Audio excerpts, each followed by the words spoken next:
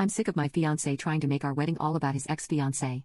He tried to make a slideshow of her for our reception. 6 years ago, my fiancé was engaged for about a month to his high school sweetheart, Mandy, when she passed away in a tragic freak accident. My fiancé has been very open about this loss and how it has affected him throughout our relationship. I know he misses her and the memories he has with her are important and special. I don't want to take away anything or demean the relationship, and I've always been there for him on hard days and supported him when he needed it. We got engaged last year and it was very emotional for both of us, but we've been really happy. But since planning the wedding, I've been feeling like I'm not only planning it for myself, but for Mandy as well. It started as comments from his family.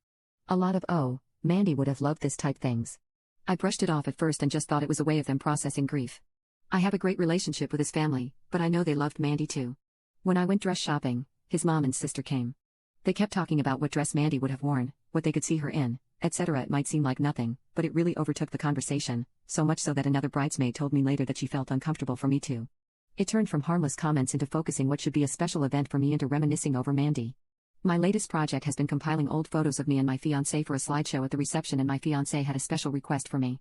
He really wants to include some kind of in memory of Mandy into our wedding, and thinks the slideshow would be a perfect place. At this point, I was fed up with the Mandy comments taking over our wedding. I sternly told him that no, I don't think that would be appropriate, as this is our wedding and should focus on us. We are having a table with pictures of loved ones who passed, and she will be featured there. He told me that he doesn't think that's enough to honor her memory. He wants to incorporate her in a bigger way, as she never got her dream wedding. He also thinks it would be a sweet surprise for Mandy's parents, who are invited since he is still really close to them. I did lose my cool, I will admit. I told him honestly how I felt about the Mandy situation taking over our wedding, and how I'm uncomfortable with it.